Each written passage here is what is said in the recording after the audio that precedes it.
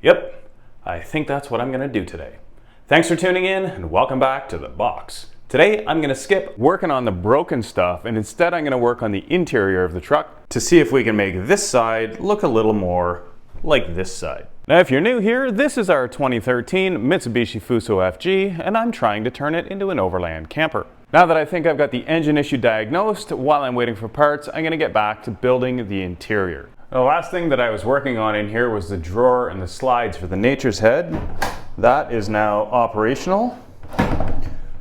So I think it's time to build the box that goes around it. Now just like this side, the box on this side will be made out of T-slot extrusion, which I have already cut, so this should go fairly quickly. Come on, I should know by now. You never say that.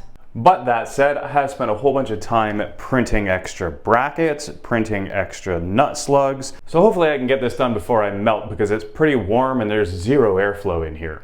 First thing I'm gonna do is install one of my 3D printed corner brackets in the front corners with a 1/4 bolt. I've only threaded that in loosely because I want to still be able to adjust the position of it so I can get the vertical in the right place. Oh. That's actually the second time I've kicked that bucket of parts over in the last 5 minutes. Not what I was attempting to do. While I pick all these parts up for the second time, it's a good time to explain these are all printed with Ow. PETG plastic. This isn't going so smoothly. What I was attempting to do was move this over here so I can get at this stuff. Well, hopefully now there's nothing left for me to kick over or smack my head on, so let's see if I can get this first piece in here.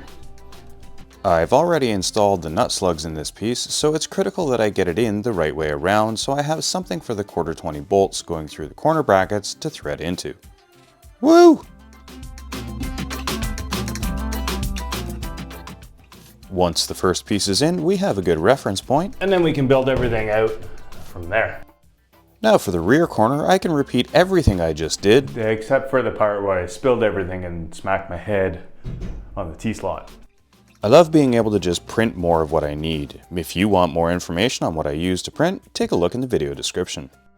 So I just hit the record button twice at the same time, which starts it and stops it, which meant I didn't record anything, and then when I went to stop it, I started. It's too hot. With the front and rear vertical supports in, I can add the top section to complete the outside frame. Woo! Look at me go. Have I mentioned it's hot in here? With the outside wall roughly in place, I'm going to start the other front corner. The inside corner goes together a little bit differently from the outside because it has to come up to here and then tie into this side so it can support the center floor, which is the same as what it does on this end of the camper, and it also makes a nice seat. But it's not getting any cooler in here, so I should probably get back to work. Only about 4 billion more nut slugs to go. Based on the nuts that I have left, I've used about 350 of these so far, and it's nowhere near done. Now I can start installing the raised floor supports that run down the inboard side of the bench. Next up, I need to put in the back corner like that over there. Yeah, sometimes it's hard to point where you're not actually looking. Now I should be able to put this piece on top of here. This piece is what the raised floor section will end up landing on. Working in some of these positions can be downright tiring. It might not seem like it, but there are times where I feel like I could pass out from the strenuous activity. Like for example, right here, where I actually died of heat exhaustion for a minute and then came back.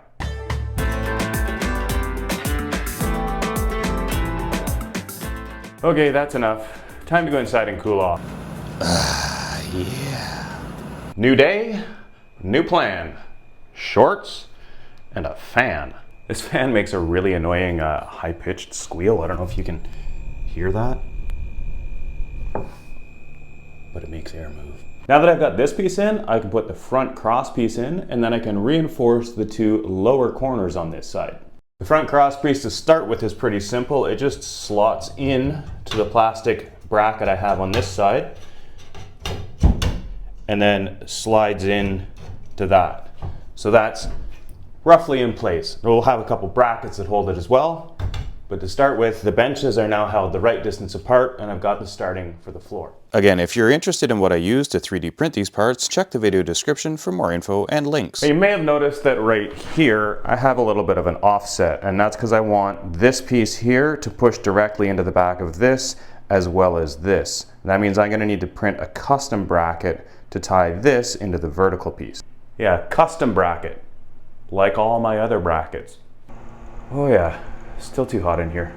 The next piece is one of the most technically difficult pieces to install. Done.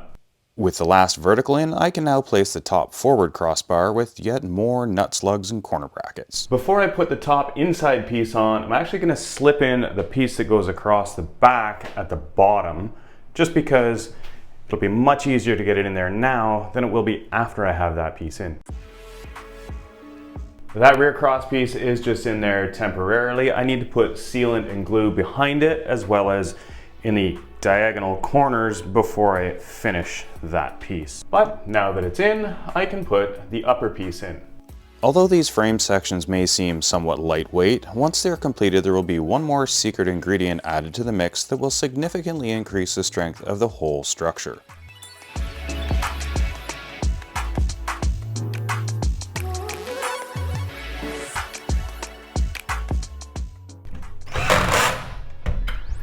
Okay, we're getting there. For the upper cross piece, I'm going to start by roughly locating all of the nut slugs and putting a bracket on them.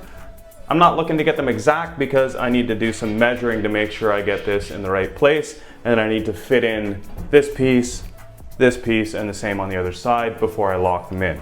But I can get them roughly located as a start, and then we can drop the piece in, and as long as I don't tighten these up, then we can slide them around later. With these pieces running the full width of the box, we add significantly to the rigidity of both boxes, as they now have no ability to flex inward and the walls prevent them from flexing outward. Additionally, in turn, they stop the walls from being able to flex inward.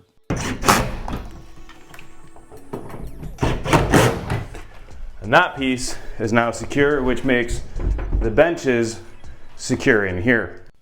The last couple of brackets are just left loose for the time being. And I think that's it. Now there's obviously still a long way to go, but that's as far as I'm getting today. I hope you enjoyed, thanks for watching, and we'll see you next time.